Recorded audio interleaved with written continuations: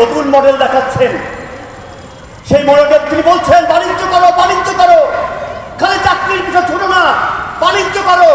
আরে ভাই, গরিব কৃষকের সন্তান, সে বাণিজ্য করার জন্য টাকা পাবে কোথায় বলেন? আমাকে বলেন, টাকা পাবে কোথায়? টাকা তো হচ্ছে আপনার একটা ব্যাংকের নাম শুনছেন কিনা আমি জানি না, অনেকে হয়তো শুনেন নাই, যুব কর্মসংস্থান ব্যাংক, যেটাতে বিগত সরকারগুলো যারাই ক্ষমতা ছিলেন, ওই এরশাদ থেকে শুরু করে বিএনপি, জামাত, আওয়ামী লীগ, প্রত্যেকের ছাত্র যুব সংগঠনরা ওইখানে একটা ক্লাবে পরিণত করেছেন এবং এই যুব কর্মসংস্থানের ব্যাংক থেকে সহজ শর্তে ঋণ নিয়ে তারা আর ঋণ পরিশোধ করেন নাই।